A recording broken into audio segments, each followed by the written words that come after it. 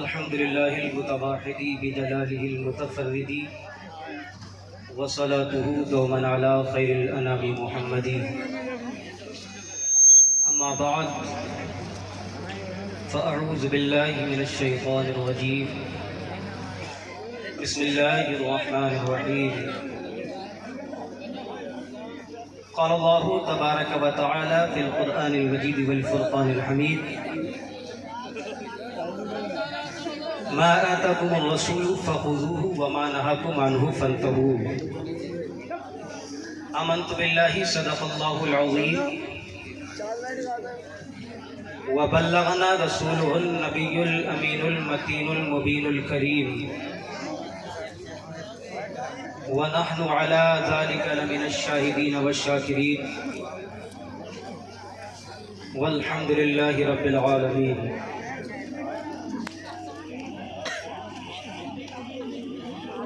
میں نے جس آیت کریمہ کی تلاوت کرنے کا شرف حاصل کیا، اللہ تبارک و تعالیٰ ارشاد فرماتا ہے کہ پیغمبر اسلام صلی اللہ تعالیٰ علیہ وسلم جو تمہیں عطا کرے وہ لے لو، اور جس سے منع فرمائے اس سے باز رہو. کہنے کے لیے بظاہر یہ قرآن مقدس کا ایک مختصر سا ٹکڑا ہے، لیکن خدا بند قدوس نے اسی مختصر سے ٹکڑے میں ہمارے قانون زندگی کو سمو دیا ہے، ہمارے دستور حیات کو سمیٹ دیا ہے.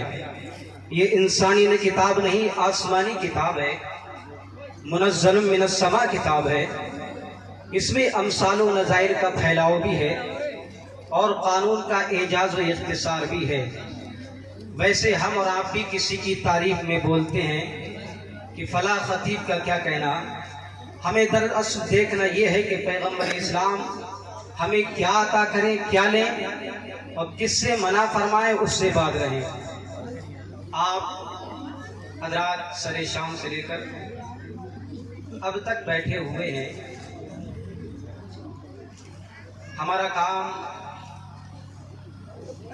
کسی کام میں دخل اندازی کا نہیں، انٹرفیئر کرنے کا نہیں، بلکہ ہمارا کام آقا کریم صلی اللہ علیہ وسلم ارشاد فرماتے ہیں: علماء امتی کا انبیاء بنی اسرائیل. میری امت کے علماء بنی اسرائیل کی نبیوں کی طرح سے ہیں.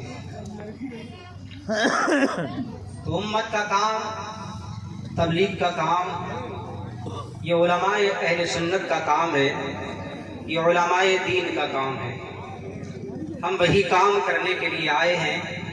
یہ آپ کا اختیار ہے کہ آپ سرکار صلی اللہ تعالیٰ علیہ وسلم کے قانون کو اپنا لیں، آقا کریم صلی اللہ تعالیٰ علیہ وسلم کے آئین کو اپنا لیں، آقا کریم صلی اللہ تعالیٰ علیہ وسلم کے نظام حیات کو اپنا لیں، آقا کریم صلی اللہ تعالیٰ علیہ وسلم کی سیرت طیبہ کو اپنا لیں یا شیطانی فرقے کو اپنا لیں. یہ ہمارا پیغام ہے. یہ اللہ تبارک و تعالیٰ ارشاد فرماتا ہے: یومئذ تحدث اخبارها بان ربک اوحی لها. آج ہم یہ پروگرام کر رہے ہیں، جس زمین پر بیٹھے ہیں، جس خطے پر بیٹھے ہیں، زمین کے جس کونے پر بیٹھے ہیں، کھیت کے جس حصے میں بیٹھے ہیں، زمین کا یہ حصہ گواہی دے گا. اے پروردگار عالم، امت مسلمہ پریشان تھی، امت مسلمہ پر طرح طرح کے مصائب و آلام کے پہاڑ توڑے جا رہے تھے، امت مسلمہ کی بچیاں پوری ہو جا رہی تھی، امت مسلمہ پریشان تھی زلزلہ کے ذریعے، زلزلے کے ذریعے۔ آپ دیکھ رہے ہیں کہ ترکی کے اندر آپ چند جھٹکے برداشت نہیں کر سکتے، اگر اللہ تبارک و تعالیٰ کا عذاب آ گیا تو آپ اس کو برداشت نہیں کر سکتے، آپ اس کا تصور نہیں کر سکتے۔ آقا کریم صلی اللہ تعالیٰ علیہ وسلم کا پیغام دے رہے ہیں۔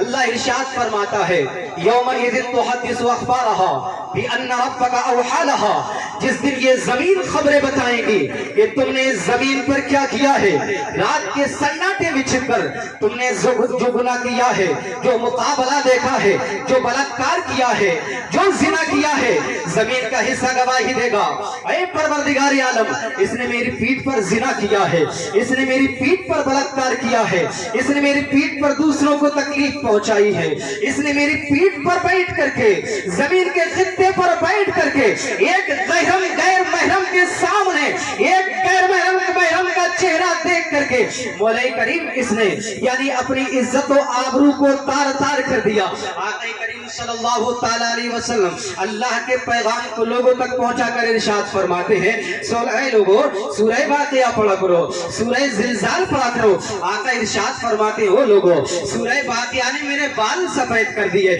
کیونکہ اس میں قیامت کا بیان ہے، جس دن سمندر کے سارے پانی میں آگ لگا دی جائے گی، زمین کے نیچے جو کچھ بھی ہے زمین ساری چیزیں اگل کر رکھ دے گی، پھر آدمی ان بات پر وشواس کرے گا تو وہ لوگوں سے کم شرمائے گا، اللہ سے زیادہ شرمائے گا۔